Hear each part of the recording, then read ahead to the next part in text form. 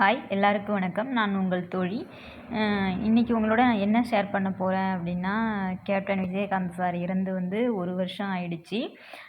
அது நாளைக்கு அங்கே கேப்டன் சாரோட நினைவிடத்தில் குரு பூஜை மாதிரி நாளைக்கு சிறப்பாக கொண்டாட போகிறாங்க. அதை பற்றி தான் உங்களோட பேசலாம் அப்படின்னு. நான் எப்போ சென்னைக்கு போனாலுமே சாரோட நினைவிடத்துக்கு போயிட்டு வர்றது வழக்கம். அப்படி நான் 2 வாட்டி இது வரைக்கும் நான் சென்னைக்கு போனப்போ கூட நான் சாரோட நினைவிடத்துக்கு போயிட்டு வந்தேன். அது என்ன அப்படின்னா, அவர் உயிரோடு இருக்க வரைக்கும் அவர் எவ்வளோ நல்ல விஷயங்கள் செஞ்சார் அப்படிங்கிறது நமக்கு வெளியில் வரவே இல்லை. அவர் இறந்ததுக்கு பிறகு தான் இவ்வளோ உதவிகள் எல்லாருக்குமே அவர் செஞ்சுருக்காரு அப்படின்னு நம்ம புரிஞ்சுக்க முடியுது.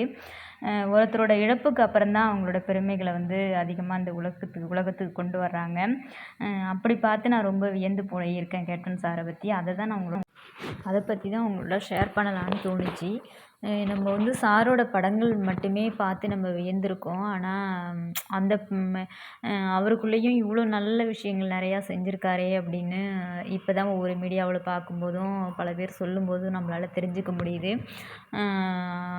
எப்போவுமே ஒருத்தரோட இழப்புக்கு அப்புறம் அவங்க பெருமைகளை பேசப்படுறது அது நல்ல விஷயமா அப்படின்னு எனக்கு தெரியல. ஏன்னா அவங்க இருக்கும்போதே அவங்கள பற்றி நம்ம புகழ்ந்திருந்தோம் அப்படின்னா அது அவங்களுக்கு கேட்டிருக்கும். அவங்க இல்லாதப்ப அந்த பெருமைகள் நிறையா பேசப்படுது. பரவாயில்ல, இருந்தாலும் சார் இவ்வளவு நிறையா எல்லாருக்குமே உதவிகள் செஞ்சுருக்காங்க அப்படின்னு நினைக்கும்போது ரொம்ப சந்தோஷமாகவும் ரொம்ப பெருமையாகவும் இருக்குது. அதைத்தான் இன்றைக்கி நான் உங்களோட ஷேர் பண்ணுறேன்.